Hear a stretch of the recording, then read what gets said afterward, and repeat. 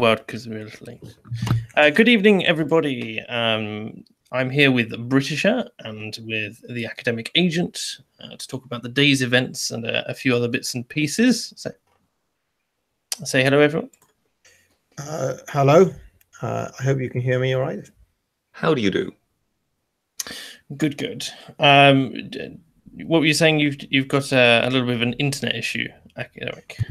Yes, in fact, I was in the middle of watching Britisher's video on Tommy Robinson, and it cut out, and I was like, "What's going on here?"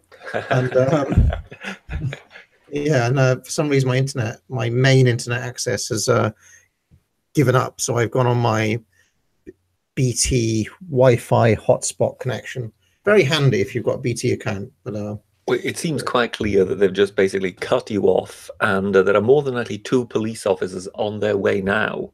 Absolutely, yes. They'll be knocking on your door, not wanting to tell you what they want to talk to you about. Watching banned content, yeah. But yeah, should you then open the door, they will immediately wrestle you to the ground, insisting that you do not resist.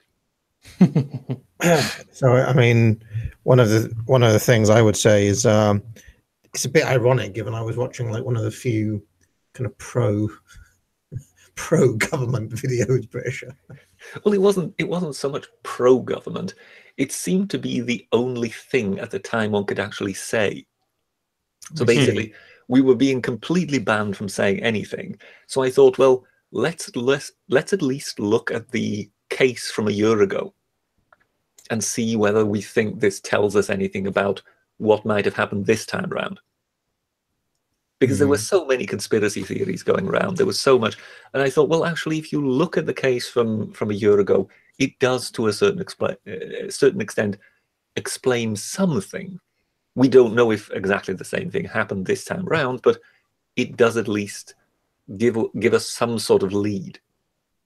So I thought that was pretty much the only thing one could do, given that one was banned pretty much from even mentioning Tommy Robinson by name. And it's now been listed. It's now been lifted. Yeah, now it's been lifted. Yes. Which is a good thing. But I figured we'd talk about a few different topics whilst everyone's got Tommy Robinson fever at the moment. And the first thing that got brought up was the Italian elections and the kind of kerfuffle that's been. Now, I understand you did a video on that, didn't you, AA? I did. Already. Can you just briefly, for anyone who's watching who hasn't seen that, just run down what's happened with that? Yeah, well, I mean, essentially, they had an election in Italy back in March. This was promptly won by Five Star and the League, who are two different parties. Five Star got 32%, the League got 17%. But that is enough between them to form a coalition government, which after 2 months of wrangling, they managed to do. And they were on the cusp of taking power. They, for reasons I don't quite understand, nominated a guy called Giuseppe Conte, who nobody seems to know anything about, has no information online, barely like his Wikipedia entry is a stub. This was the guy. This was the guy who was going to be the prime minister. He was just about to become the prime minister. He then nominated a finance minister, who was an 81-year-old economist called Savona, and he's a well-known kind of Eurosceptic in Italy, and who once upon a time voiced some vague doubts about the euro, and this was seen as ground enough for the president, who isn't a president in the United States sense. That is, he isn't elected by the people. He is effectively appointed by the politicians to be a kind of elder statesman figurehead. The president, who's called Mattarella, vetoed the he vetoed the appointment of this finance minister, basically claiming that look, Five Star and the League did not campaign on pulling out of the euro, and because this man is against the euro, you know, that means that they're going to try to pull out the euro. So to protect like the unity of the Italian people, I have to veto this. Conte promptly said, "Okay, I'm going to give up forming a government now," and the president then appointed a guy called Carlo. I forget the name now. But Carlo something, but he basically a faceless IMF economist to become the new prime minister instead. And now, as things stand, basically an EU appointed prime minister who doesn't belong to a political party, wasn't elected, is basically a technocrat, is now going to be forming a government without any sort of popular mandate at all, in what appears to me to be a naked coup against the Italian people. So what I'm hearing is that they had the election, the elected officials put up different candidates for ministerial positions, and the sort of Europhile president said no, and now they have to form a whole new government which isn't elected by the people, so the entire election is effectively for nothing. Right, and to complete the farce, this new prime minister, who has just been anointed by the president and approved by Brussels, I'm sure, he now has to pass a vote of confidence, and because Five Star and the League have a majority, presumably they're going to have a vote of no confidence in him, plunging Italy back into having no government, and that means they're going to go back to the ballot box and have another election, probably sooner rather than later. Well, the suspicion is that they might actually emerge stronger from this. And I suspect they will emerge stronger from it. Now, some Europhiles, the sorts of people who have FPBE, or what's that thing that they have on Twitter? Those awful people. I think it's FBPE or something. It's like right. I don't know. It stands for something. But it says basically the idea is that the League have deliberately engineered this situation, which they knew would blow up in everybody's face, in order to strengthen their electoral position by going back to the ballot box. Well, I do find it interesting that that because he was denied this one minister, he refused to form a government. That's interesting. But why is the? I mean, if you have a look, I spent the bulk of the last 2 days looking at descriptions of the role of the Italian prime minister, the Italian president, and I mean, he's basically meant to be. It's a little bit like the Queen, only with a few more nominal powers, if that makes any sense. The Italian president actually exercises the powers that the Queen doesn't typically. Yeah, because all our Queen did was wear a blue and yellow hat. That was the extent of it, wasn't it? Whereas in theory, this guy has been elected, quote unquote, by the establishment. Well, yes, but he still seemed to be operating within his powers. Right. So technically, what he's done is within the bounds of the Constitution, which makes sense because this guy, this Mattarella, was he made his career as a constitutional judge. Mm-hmm. But I think the grounds that he's vetoed this one minister are extremely shaky, because as far as I understand it, and I have tried to verify this with actual Italians that I know, all he ever did was voice concerns that the euro is not being good for the Italians. He never actually said, I am going to take Italy out of the euro or anything like this. So it seems quite the overreaction by him. And I will grant the point that the League have been quite, when I say, strategic in not putting anyone else up. But I guess the point is, why should they put anyone else up? That's the man they wanted. Yeah, and they were elected in, so it should be beyond the pale, really. Question from the chat: why is Italy so important? Well, because it is one of the founding nations of the EU. It is I think it's the 4th largest economy in the EU. It's now the 3rd. given that the UK. Well, yes, with Britain leaving, it will be the third. So, at the same time, it is also it's a culturally important country. I know one underestimate, one sort of say, oh well, culture doesn't matter. It's all about power and finance. But actually, soft power does play a great role around the world. Well, can you imagine if two of effectively the founding nations will have left Europe? What message does that send to the rest of them? One of the founding nations. We are not one of the founding nations. Sorry, that's my bad. But you've got Britain, which is obviously one of the largest economies, and a nuclear power, and a permanent member of the Security Council of the United Nations. Yes. No, I want to make something. I want to make something clear as well.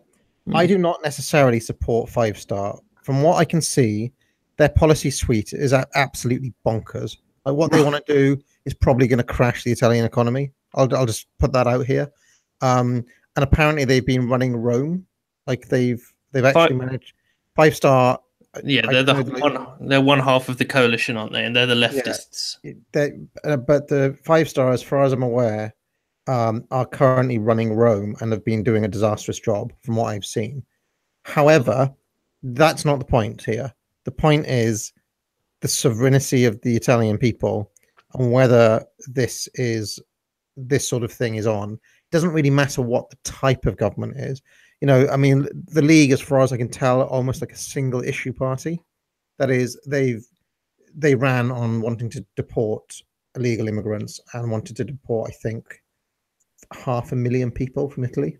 It's interesting you mentioned that, because I spent 2 months nearly in Italy last year, and I walked down the west coast.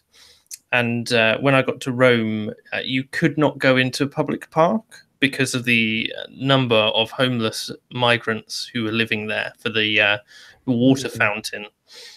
So I can understand why it would be a point of some contention for the local populace.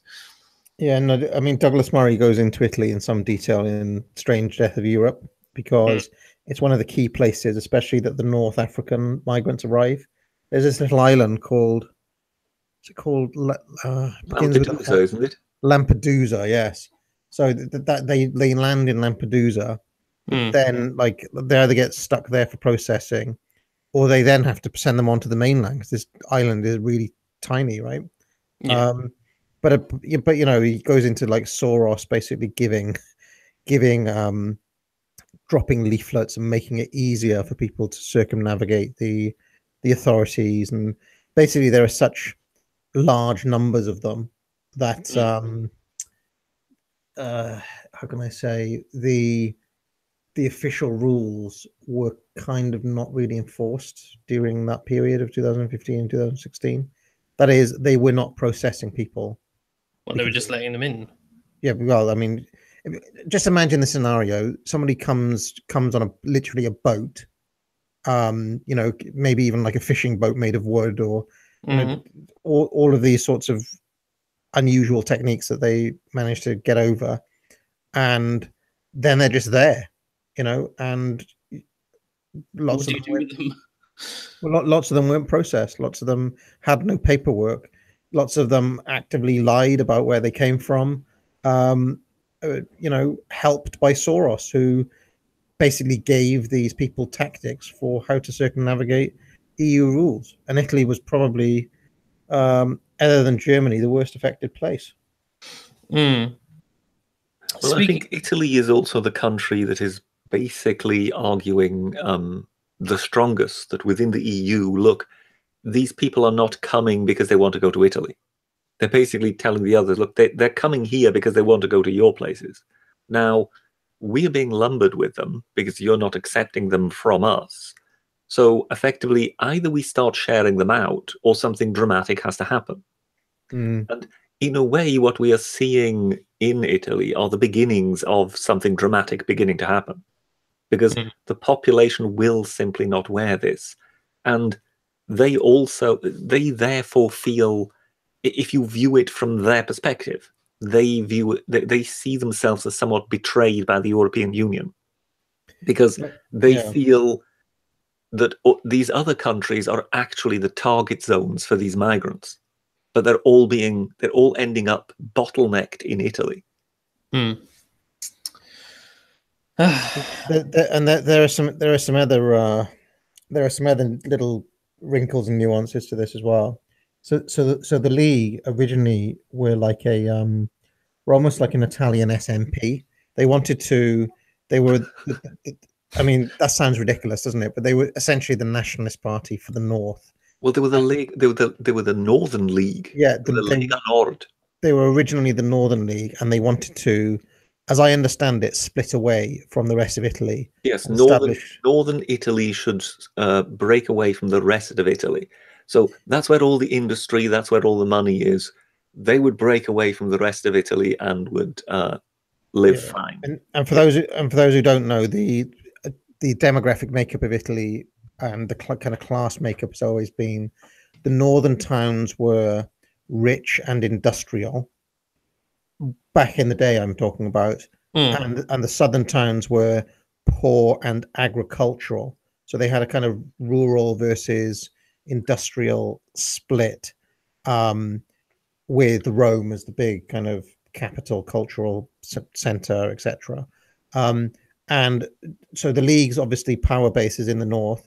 Then what happened is that they saw all the immigration happening and flipped to being essentially an anti-immigration party and a national anti-immigration party. So the guy who runs it, called the leader, whose name is Salvini, he's a bit of a Trumpian character. I believe his actual Senate seat is down in the south somewhere, despite them being a northern power base. But then you would still think, though, that there would be a somewhat a level of suspicion in southern Italy towards the party that once wanted to break away from them. I know. And then in the south of Italy, where Five Star have their power base, and I think Five Star is much more, as I understand it, more of a young person thing. It's slightly more, I hesitate to say left leaning, but they support things like they're kind of anti-capitalist more than anything else, from what I can see.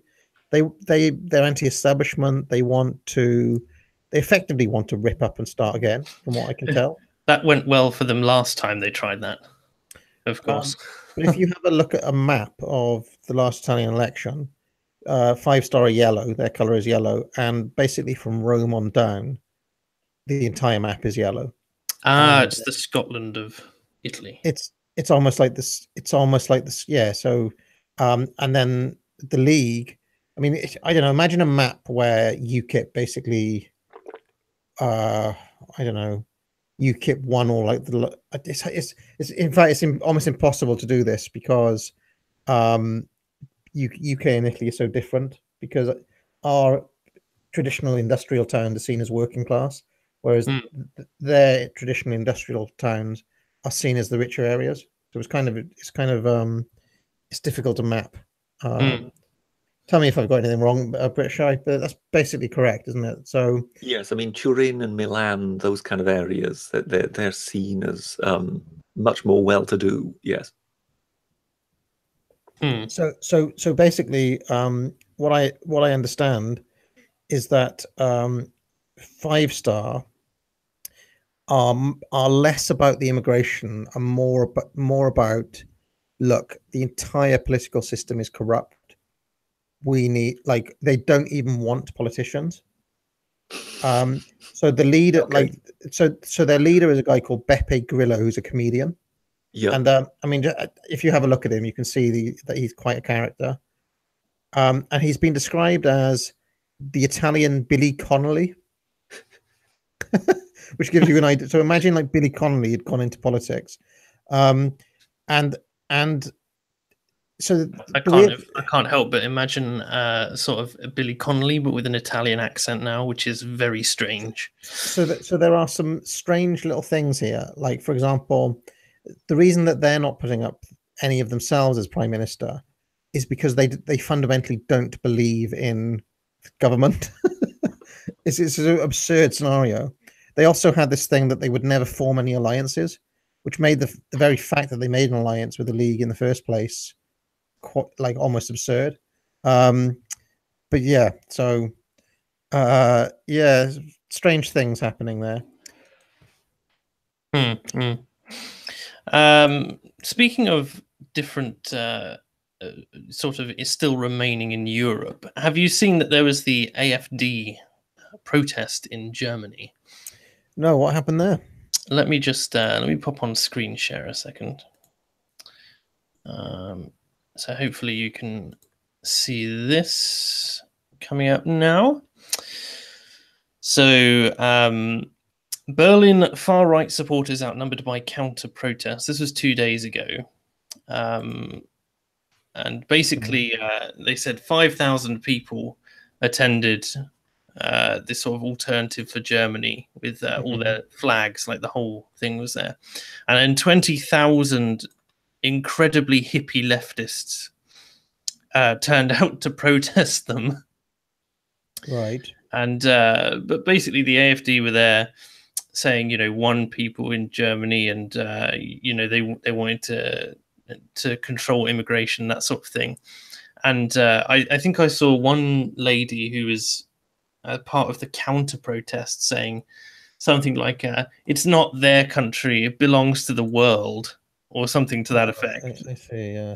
One of these delightful things. It's like they managed 13% of the vote in last year's general election, or this year's general election, but they had to use pepper spray to keep the two groups from basically smashing into one another. And all the media surrounding this was all the counter protesters being shown in their colourful T-shirts with sort of banners and as you can see here, bubbles and all sorts, and trying to make it as like a festival atmosphere, basically. Whereas the right wingers the AfD guys turned up with looking very serious, very all dressed to impress rather than you know, dressed to party in the sun, and clearly just trying to demonstrate in a professional sort of, in a look, this is a serious issue for us. And it's the usual spin where basically they get told it's you know, what you're saying is not really a problem and you're just a bigoted, you know, freak, and not looking at why these people are complaining. And it was very very noted difference between the two groups. Definitely AfD were older and appeared to have left their places of work for the day, as opposed to the festival goers who had nothing better to do, it seemed. But no. Well, I think what is interesting with the AfD is that, as you say, they had 13%. You have to understand they have 13% at the latest election, but that is coming from a position of 0. Oh, wow. Yeah. So that is actually, you know, that's quite a bit of momentum. They've done a UKIP then. So, yes, you know, the question therefore is, where are they going to be next time? Because any party that just arises from nothing and then at a general election gets 13% and enters parliament, that is quite astonishing. Now, one of the things I wonder about are these numbers, and the 20,000 versus the 5,000. As far as I know, Berlin is a rather hip and trendy place. I wonder how representative these 20,000 people are of the population at large, as opposed to just the you know, the hip and trendy Berliners. It's interesting that the beginning of the article says that police stated 5,000 attended the march and 20,000 opposed, because there's been a lot of conjecture over how many people actually turned up. The counter-protesters seem to think that something in the region of 30 to 70,000 turned up, and AfD seem to think that they got more than 5,000 as well. So whether or not the numbers are totally accurate as well is arguable, because I just think there were a lot of people there as well, and it's probably quite hard to take stock. Now, I guess my biggest question is that do the EU know what they're doing? Because I mean, call me alarmist if you'd like, but when Italians seem to be lurching towards fascism, when when apparent fascism is on the rise in Germany, isn't that a cause for some concern? And don't they have to look at like what? This is one of look at their own complicity in giving rise to this situation. Well, they don't think of it that way. I mean, again, it's they are treating symptoms and not the cause. So for them, they go, oh, it's just fascist, and because they attribute it to power, it's just sort of like a little spike. The fascists have come up and had a little spike in interest, and they need to just put them down. Right? There's no deeper issue here that they need to address. They just deal with all the secondary factors. They'll just blame, social media, 4chan, or the spread of, ideas on YouTube like ours, and they won't actually look at the experience of people. I mean, you just look what happened to the ideas that Tommy Robinson is pushing. Like, they never address Tommy Robinson's actual what he's concerned about. They always treat it as if it's not an issue at all. It's the secondary causes, as Murray has put it, isn't it? That get the attention. Yeah, because they're easier to scapegoat and deal with, and you get to virtue signal by saying you're bigoted and we're morally superior, and then the rest of the time you can just sit there happily whilst your nation collapses. But I don't understand why, because I can't imagine they're necessarily ignorant of the fact that there are deeper causes. There must be intelligent people. I think as such, we're looking at basically a political philosophy having taken over that is really just interested in managing any given situation. So as such, basically just keep the peace, keep everything trotting along nicely. The greater things will eventually iron themselves out over time. All we're here to do is to make sure that nothing calamitous occurs on our watch. And then you get places like the UK as well, where you get people like John McDonnell saying that his job is to ensure the collapse of capitalism. Yes. And but at least when it comes to something like that, you can see that he has an idea of wanting to be a leader of sorts, show some sort of leadership. Now, we disagree with where that would go, but at least he has some kind of idea as to what he wishes to do. Whereas, do you think with most of them, it seems utterly directionless. It seems rudderless. The only thing they're there for is to manage the situation as it presents itself to them. There isn't really any aim to change it meaningfully in any way, shape, or form. Well, I think that a part of that has to be the sort of implicit and sometimes explicit desire to usher in the new age of whatever the left wants to push, be that socialism or full-blown communism. And you just get this sort of, well, if the system is collapsing, then that's because we are ushering in a new system. I think it's a symptom of what I've talked about before, which is the managerial class are on their way out, and we're seeing kind of desperate. I mean, how can I put this? My immediate response to this story about Germany's quote far right AfD party being outnumbered at more than 4-1 is that these are kind of strategically good optic points to keep the morale of the centre left up, which is being decimated at the ballot box all across Europe, as we've seen. And I mean, another example of it was the that's a feel good story if you're a leftist, as is the Ireland vote that they did the other day, the abortion bill. Another it's a feel good story. It's a look, progress is still winning against the evil forces because that's the only narrative they care about. And you know, I noticed that every single news outlet picked up that story that you about this, you know, the protest and the counter protest. Yeah. And you know that many other outlets did not pick up other stories that have happened in the past couple of days. That's very true. One thing I would point out when it comes to Italy and when it comes to Germany is we may in time see a very interesting conflict arise there, because effectively, you know, euro policy, you know, when it comes to actually the financial policy regarding the euro, it's largely being conducted in favor of Germany. Yes. Because Germany is the powerhouse of the European economy. So imagine a situation where inflation starts rising in Germany, which is well possible. What happens? Well, obviously the European Central Bank would then more than likely, at least over a period of time, see fit to raise interest rates.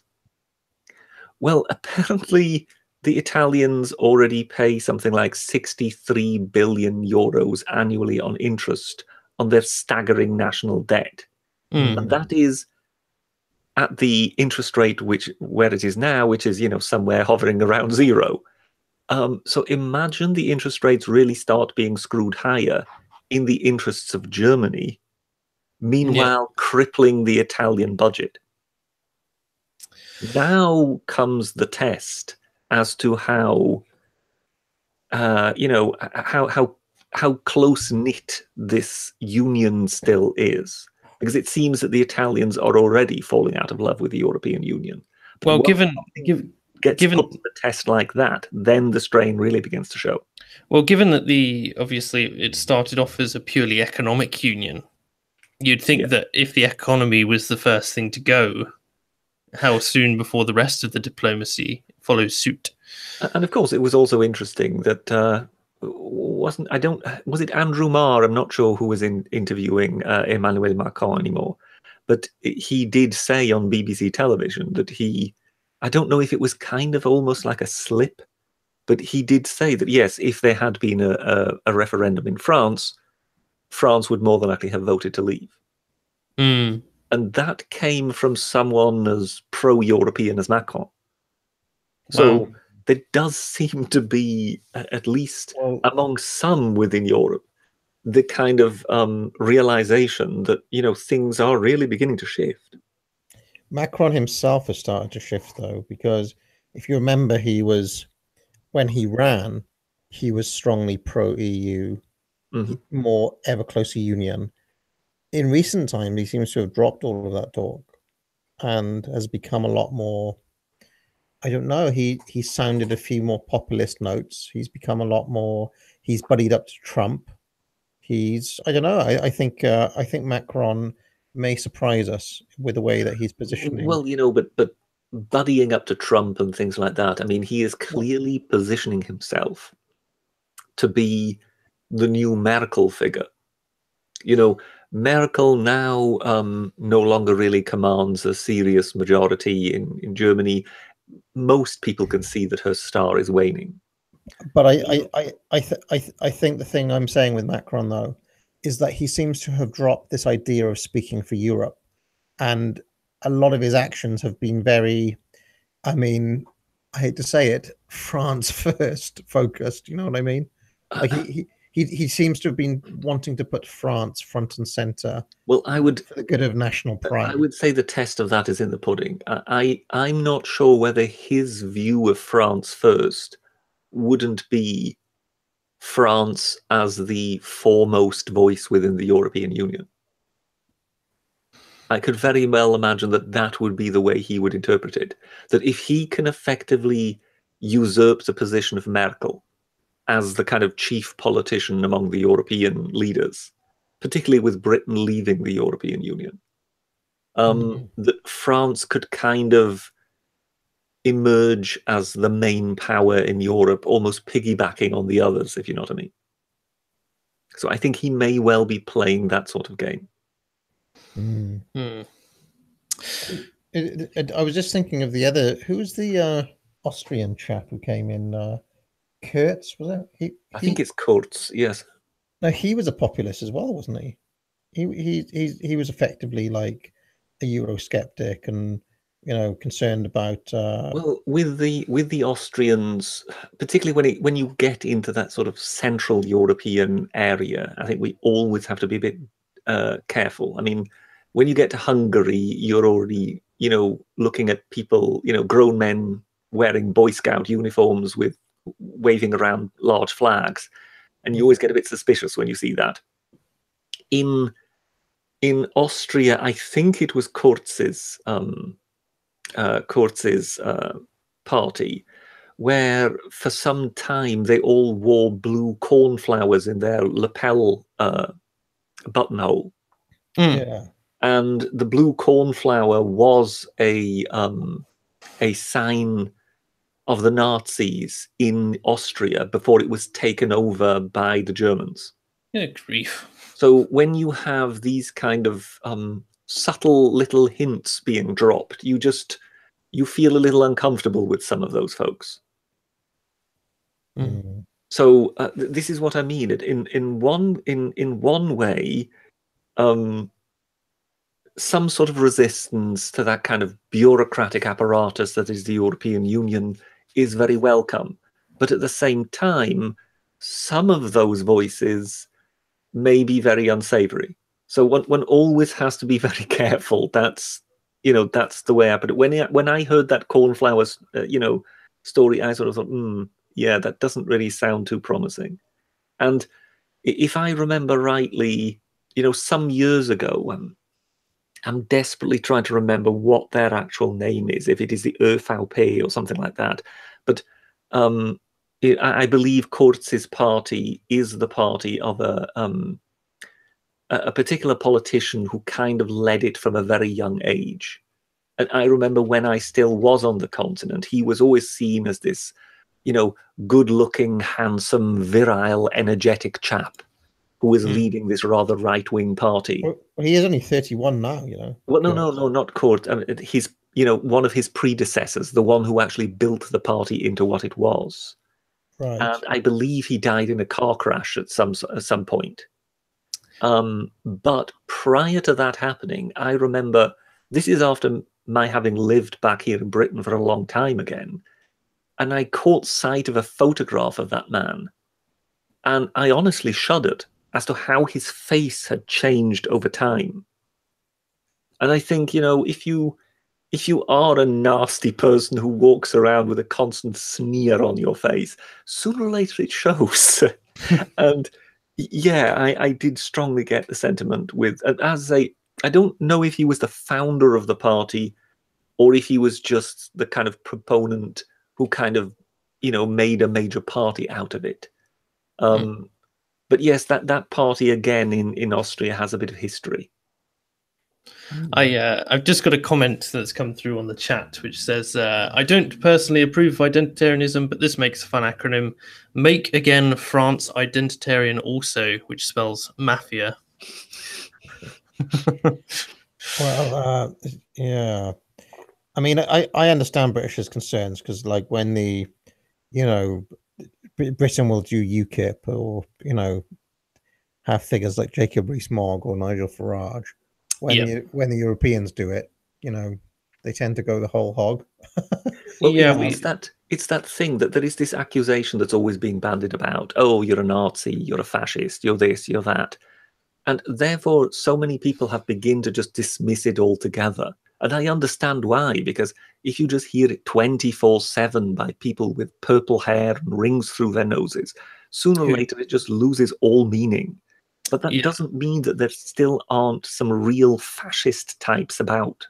Well, this is the difficulty. I mean, they deplatform everyone who they call a Nazi, and then what you get is, I mean, this is my greatest issue with deplatforming in general. When you yell Nazi at someone, apart from sunlight obviously being the best disinfectant, you telling someone that they're a Nazi and stopping them from speaking doesn't stop them, if they are a Nazi, from being one at all. In fact, it'll probably reinforce their worldview, drive them underground, where they will build a following where you can't see it. Yeah, I mean, I would advise anybody who's kind of, you know, wondering about what on earth I'm on about, look up Jobbik, you know, Jobbik, and just don't even read the articles. Just ask for Google images and just sort of look what sort of imagery comes up, and ask yourself whether you think that is still sane. And that's, you know, that's where I sort of think, well, we're really there in sort of Oswald Mosley territory, and you know, I mean, you know, these people are pretty much, you know, masquerading as Nazis in plain sight, aren't they? I mean, it's yeah. My thought is, though, is that if you deny people a sense of their own identity, they will go this way. Out of, like, if it's a choice between effectively two different sets of SJWs, they will go this way eventually. So well, I think this is why it's important to. This is why it's important, I think, to kind of give people some choices, genuine choices, and then don't subvert democracy. Yes, precisely. Before you get to this point, you know, there has to be some sort of mainstream outlet for people to actually see, you know, their concerns addressed when it comes to these issues. Whereas if, as the academic agent just basically said, if you've basically got the choice between two SJW options, the Conservatives and the Labour, and you just know neither of them is going to do anything about it, if you voice your concerns to those people, they're just going to call you a Nazi and then just going to move on, then sooner or later, these Jobbik-style organizations become more attractive. Yeah, I will say I did listen to an interview the other day. It was, no, in fact, it was a guest that was on the podcast Contra Krugman, who was a historian and an expert on fascism, and in his view, he doesn't see fascism in places like Hungary or Poland or in any of these parties in Europe, and he thinks that it's a misnomer that all of, even the AfD and so on, are being called fascist.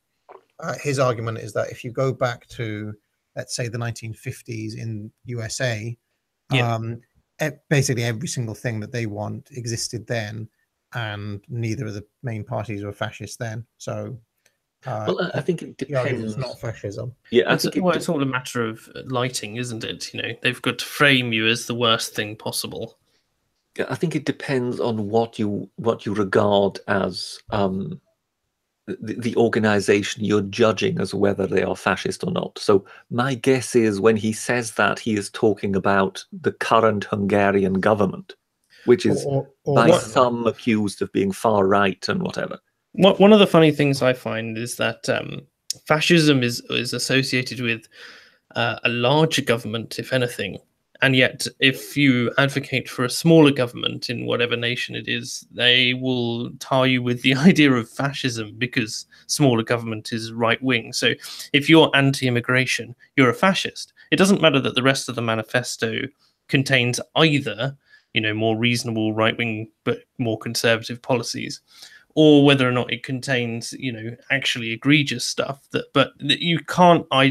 They're taking one factor and using it to determine that you're a fascist. Well, this is my now very tired talking point that the right doesn't exist. It's purely a smear by the left. I mean, every, like, you know, the attempt to tie Thatcher, Hitler, and all of these other disparate groups together is, you know, it's a lie, isn't it? Don't make me try and don't make me reprise my Twitter reply. But you understand the point I'm making, though. It's I understand the point you're making, but I still think that it's a stretch. Okay, gents, I'm going to move us on. Go ahead. Yes, please do. You've been over this before numerous times. So do either of you, you should, British, recognize this woman who should be popping up on your screen? That is Mrs. Chabloz, is it not? This is Chabloz. I forget her forename. Is it Alison? It is Alison, yes. Yes, she had the audacity to put some songs on YouTube. Now, let's put it, make it absolutely plain. As far as I'm concerned, this one is a dyed-in-the-wool anti-Semite. Yeah. I mean, you know, she denies the Holocaust, but she denies it with, let's say, gusto. Yeah, she calls it satire. Yeah, yeah. But she's now been done for being grossly offensive. Where have we heard that term before? Online. Yes. A woman has been convicted for performing grossly offensive anti-Semitic songs that included lyrics calling Auschwitz a theme park. Yeah, and how shall we say, this kind of stuff really, you know, for those people who wonder, you know, does the British ever get angry? It is this sort of stuff that makes my blood boil. Because what we then get is a kind of long explanation as to why this woman is not nice. And to my mind, nobody needs to be nice to be within the law. No. But basically, what possible reason could there be to now threaten this woman with prison? Because, you know, they have basically told her that she'll more than likely go to prison. This is for denying the Holocaust, which is actually not illegal per se in this country. So they've now effectively made it illegal via the back door. To criticize history. So effectively, if somebody finds it offensive, then it's illegal because someone's finding it offensive, not because you're actually denying the Holocaust. She's also not inciting, as far as I'm aware, I haven't listened to the songs in question, that she's not actually trying to incite people to do it. She's criticizing the existence of some things and clearly has a problem herself. Oh yes, she clearly has a problem with, you know, Jews in general and Jewish banks running the world, and you know that. It says here, it says, Judge Zani said Chabloz failed by some considerable margin to persuade the court that her right to freedom of speech should provide her with immunity from prosecution. Yeah, I mean, how do you argue with that? How do you actually argue with that sort of... No, I mean, he adds, I'm entirely satisfied she will have intended to insult those to whom the material relates. So you can't insult people anymore. So what? You know, I really cannot understand how we could possibly... Well, I mean, I say I cannot understand. I do exactly understand how we've got where we are.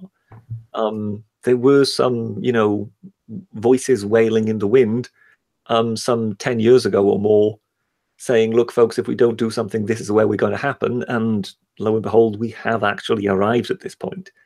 But yes, this idea that somehow someone's offense is... Sorry? Sorry, can you guys hear me? Yeah, Yes, we can. One of the things that kind of annoys me about these things is that they're only ever one directional, right? So let's just pretend now that I got offended because somebody was claiming that Diane Abbott said something stupid on Twitter. Diane Abbott said something stupid on Twitter, or, you know, Shakespeare was actually a black woman, or, you know, egregious kind of criticisms of the history of this country. And David Lammy comes out and says Shakespeare is nothing else but racism. Whatever it is, okay? Yeah. People attacking, you know, our culture, our history, being like revisionist and incorrect about its history as well on top of it. There's no recourse. You know as well as I do that any offense that any of us took about those things would not be taken seriously, and we'd just be told in no uncertain terms, those people have freedom of speech. How can you get upset, you snowflake? Which is how the left kind of weaponize these things whenever any kind of equivalence is made about these things.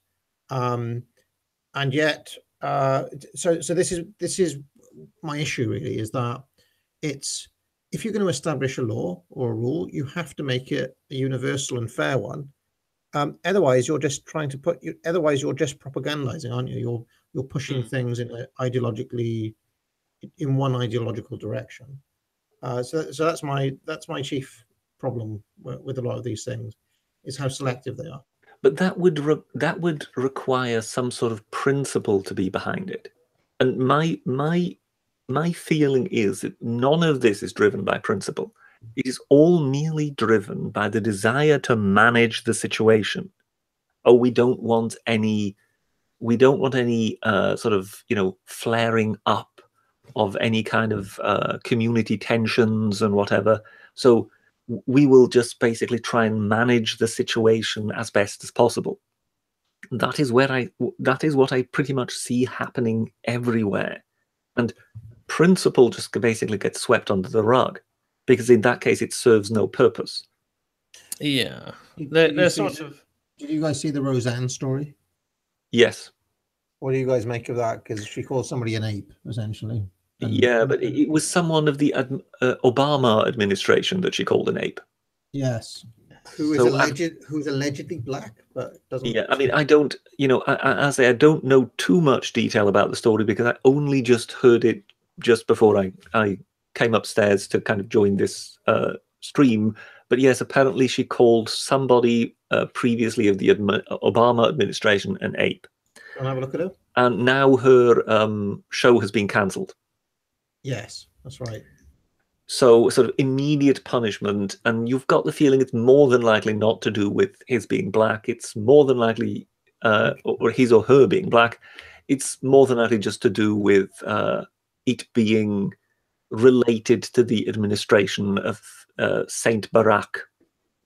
Well, this is the woman in question. So, okay. I mean, is that like? So there we go. I don't know. Again, she apologized for it, which was obviously a mistake.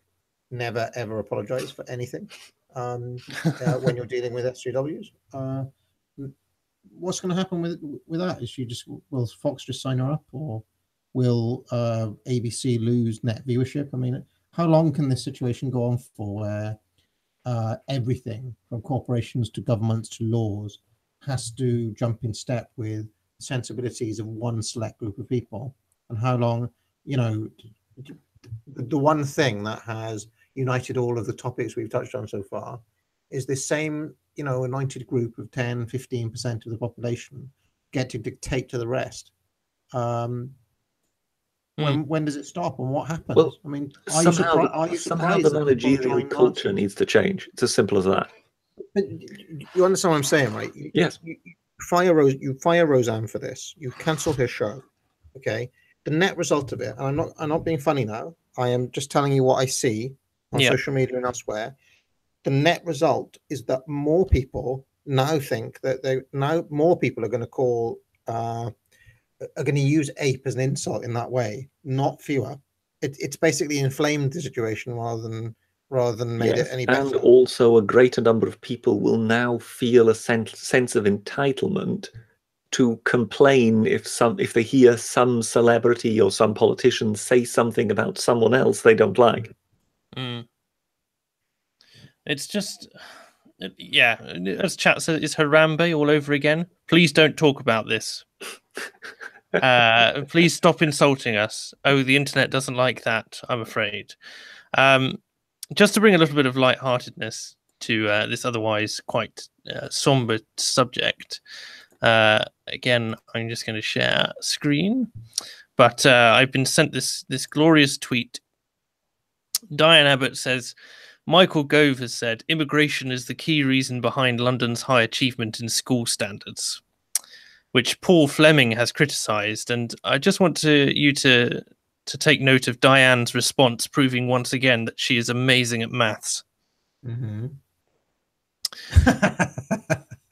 Yep, of course. Yep. It's truly phenomenal. I mean, stop clock is right once a day, ladies and gentlemen. But if I recall correctly, the reason London is doing well is because they actually launched special projects in order to reform London's education, and they threw a lot of money at that. Because prior to that, quite a few areas in London were failing. Undoubtedly, I just I'm not that familiar with London's politics. Well, Strictly, no, I just felt that, basically, if previously London was there with high numbers of immigration and it was failing, and then they go through introducing this project which involved a great deal of money being thrown at it, and then it's no longer failing. Well, in both cases, you have got high numbers of immigrant children in those schools, but one is before the project and the expenditure, and one is after. So how one could then, looking at those variables, come to the conclusion, oh, it's because of the immigration, is beyond me. Yeah, well, it's a funny thing as well. I mean, if you take where a lot of immigrants come from, where education is somewhat at a premium, you could probably make a case that immigration has improved higher achievement because they're so damn grateful for the education that is provided in most cases. But compared to our nation's children, who I know I certainly hated education from a young age, we don't place the same societal value on it. So that's partially it, I imagine. I think it comes. I mean, it won't surprise you to know that I'm skeptical of the idea that pumping more money in creates the results. Yeah. Because I mean, if you look at the American stats on this, there's actually an inverse correlation between increasing budgets and results in America, which is staggering. But there we go. True, but if you have got situations where you've got pretty much sink schools which are going nowhere, and none of the good teachers want to go near them, then you more than likely can turn it around if you're in an area like London. Because it's not as if you're basically asking people to move to Middlesbrough or something like that. I would say that there are two factors that create these sorts of conditions. One is London probably has a higher proportion of private schools than elsewhere in the country, and just the laws of competition alone mean that if you have an area which has a really good private school and then a state school next to it, over time, the private school will, just through people comparing and so on and so forth, it usually has an effect. The whole area becomes better rather than worse in those areas. So, and if you have a think about this now, many of these immigrants are moving to places like Kensington and Chelsea. Now, can you imagine that Kensington and Chelsea has bad schools? Yes, but I would still say that that theory you put forward there about if you have got the private schools and they raise standards, then it will raise standards all round. That still wouldn't explain why you would have been in a situation where the standards would have been insufficient in the first place. Yeah, but you see, I'm looking at what Gove said now. Gove has not said that schools in Hackney have improved, or that schools in Brixton or Croydon have improved.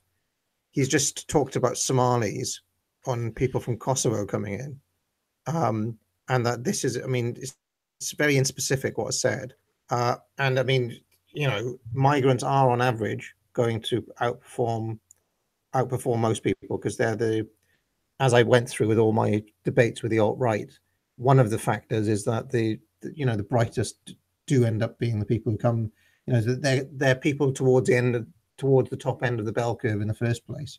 So it's not that surprising that migrants overperform in schools. It really isn't. Whereas the population of London, say 10 years ago, yes, there would have been migrants, but the ethnic populations would have been migrants who came in some time ago, and that has a habit of leveling down over time. So, but I'd have to do a close kind of comparison. Mr. Obvious, please move on, because any moment now I can hear it in his voice. He's about to start quoting Austrian authors. No. But it's an interesting question, right? Like which schools improved and where were they?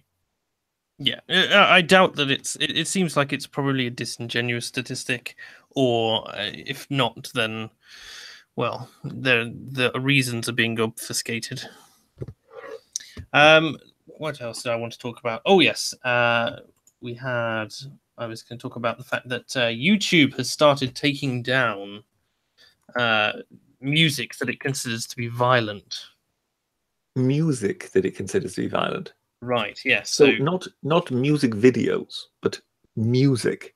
Oh, music videos as well, right? So what I mean is, it's not something illustrative. It's merely the audio itself. No, it's illustrative as well, right? So okay. YouTube removes over 30 so far. Apparently, they've removed something like 50% of what they wanted to. Violent music videos as police target UK drill. Oh, I see. Banned videos contain real-life threats, in inverted commas, relating to knife crime, YouTube says. So they've removed dozens of music videos as a part of a crackdown on UK drill, which British police claim is linked to a surge of stabbings in London. Yes, so the latest moral panic, really, that's what we're talking about. Police say that they'd asked the site to take down around 60 videos over the last couple of years, of which over half have now been removed. Although it's unclear whether all of the videos involve UK drill, a YouTube spokesperson addressed the deletion of gang-related videos that infringe our community guidelines. And so they're committed to tackling knife crime by removing naughty videos off the internet, and only 30 of them. Clearly, we should expect to see the crime stats plummet now, Agent. Well, I mean, it's strange how these ideas keep on coming back again and again, isn't it? It's a cause versus correlation error, as always. The young kids are making songs about gangs and violence because that reflects their violent gang-related lives. Having listened to a few interviews with drill musicians, you have to ask, why are they rapping about these things in their music? And if you have a look at the situation in America, I have never been convinced that rap is the cause rather than the effect of these things.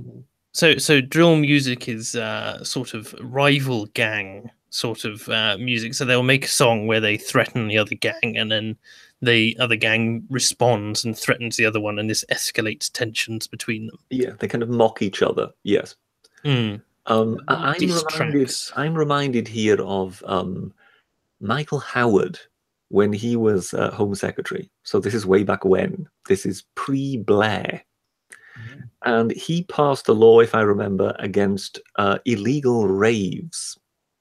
Right, yes. And so that was, again, one of these moral panics, that basically the tabloids start reporting about these incredibly, hedonistic orgies taking place, God knows where. Showers of ecstasy everywhere. Precisely. So Michael Howard then he wrote a law which then I think was actually accepted, of course, because the Tories were in power, and the Labour Party will not put up a big fight because they wanted to be seen as the government in waiting. But what was so funny, I mean, I think quite a few journalists, and particularly quite a few comedians, got quite a lot of mileage out of it, because the law then contained descriptions of the type of music that might be played at a rave like that. Right. Descriptions of. Yeah, so try and put into words a description of garage music or something like that. Yes, or worse, trance. Yeah. And when you then hear parliamentarians who have no idea what they're talking about. Can you imagine a parliamentarian going wop, wop, wop, wop, that sort of thing? That was just too good. But this is what I mean. Just once in a while, you get one of these moral panics, and you then get some kind of knee-jerk reaction. I would sooner have it be a knee-jerk reaction on YouTube, taking a few videos down, rather than Parliament passing yet another one of these godforsaken laws. Which you remind me of a date I went on once, where we were in London, okay, Oh God. and there was like it was like record day or something, and there was like a street party going on, and they were playing a dubstep. And I said to the woman I was with, I said, "Do you hear that swishy sound coming from down there? I believe that's called dubstep." I believe. She thought that was hilarious, and ended up making me a CD the next time I saw her, where she'd like designed the cover art, and it was all like dubstep, and it was called "All the Swishy Sounds of Dubstep." I never saw her again after that, but Amazing. Are you sure it wasn't Britisher in disguise vetting you for later interaction? I know Britisher sits there with his cup of tea listening to hardstyle and dubstep all day long. And of course, I for a long time in my youth masqueraded around with wigs and makeup on. Yes. Yes, like a modern day Sherlock Holmes trying to see what the seedy underbelly of the rave sites were in the UK. It makes perfect sense. The Curious Gorilla says, of course, at raves, everyone must wear a straitjacket so they can't punch each other. yeah. So I mean, I can see somebody there is saying that the academic screeching says drill music is very different. It is feeling gang violence because look, this is not the case. Okay, I've been listening to rap music since the late 80s, early 90s. They have always talked like there have always been covert or overt threats between rival gangs in rap. Well, and the way I would put it is, if there is currently an upward spiral in violence among those gangs, and there were no possibility to put your drill music on YouTube, you don't think they would find another way of winding each other up? I just can't help but think every time I hear the phrase drill music of music for drill, as in march music. And having been in the military, it just brings back all the memories of on parade squares, and I'm like, gangs have changed a lot since I was a child. So you can just see Gert Fröbe in the Magnificent Men and Their Flying Machines, can you? Yes, back and forth across the square, or Monty Python asking who wants to take part in marching up and down the square. You know. Can I just ask one question? Of course. I completely missed this story because I now consider this person a complete irrelevant. But I'm seeing quite a few people in my mentions and so on say that our old friend David Sharat has accused Christy Winters of being alt-right, and that Christy Winters has fallen out with her leftist circle because they now consider her an ally of the alt-right. Can anyone shed any light on this story? I don't know. Who did I hear is about to have a talk with Christy Winters? Everything. I've had that in my comment section. And that is that Tommy Robinson is actually working for the Zionists. Oh yeah, I've seen that as well.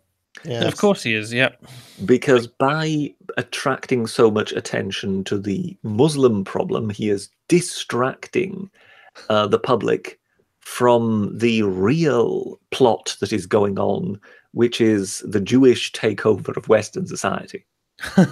and you just think, I'm sorry, but is there really no limit as to these conspiracy theories? I reckon Academic Agent is behind this whole thing. As Curious Gorilla says, Christy Winters will red pill and replace Ray on Unpopular Opinions. Almighty. I do never to happen. I'm leaving. Can you imagine if Winters has slowly but surely become like, black pill by watching millennial woes videos and things, and then eventually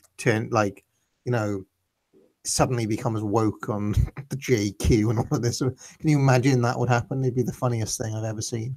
Wakes up one morning, the scales fall from her eyes. The public space with JF Garapay and Christy Winters. Oh dear.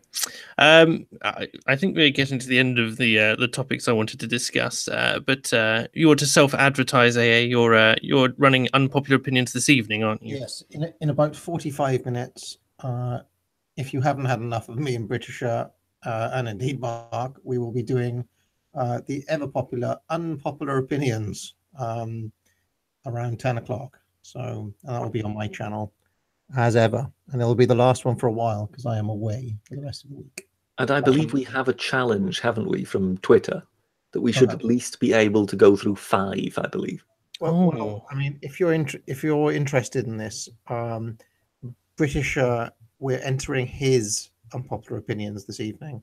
So, marvelous. So have we actually reached 200? I mean, was the last one 199? Yes. So we're in the next 10 are all yours. So we could actually get through 10. So I guess what you'll need to do is let me actually see what it was I said back then, because I have no idea. I'll send them. How long ago has it been since you posted those out? Came up with them together? I mean, I don't know. I have absolutely no memory for these things. It started in October of 2017. But obviously we added to them since. I think these ones are back in March, but Britisher, back when I still had a Twitter. Yes. Of course, yes. Before you started having to rely on your less academic or non-academic associate. Yes, Mr. Sly Sneak. I mean, I do appreciate all the work he puts in. You know? Did you just devoted? Are you assuming his gender? I mean, honestly. Yes. I know his gender. Will Liz be on Unpopular Opinions this evening? I don't know. I'll have to find out in the next. I mean, we will ask. Hopefully, she can make it on. I'll have to find out in the next 45 minutes. We'll gather the troops and see who's on. I know one person who definitely won't be on though. Oh. Does her name rhyme with Bay? I mean, given that Britisher doesn't want to talk about her on Unpopular Opinions itself, I'll just drop the bombshell that we've discovered that the avatar is not her and is in fact a J-pop singer from the 80s. That Rei Murasami is a sword from Final Fantasy, and I have reason to believe that she is neither Japanese nor indeed a woman, and is probably an incel. So there we go. Can you imagine if that would be amazing? That would be so funny. I mean, moving on. Moving swiftly on. We don't need to discuss it anymore. I say it, meaning it, not it. And that's that. Right. We will catch those of you who are still awake in 40 minutes on Unpopular Opinions. And to the rest of you, thank you very much for listening, and good night. See you about.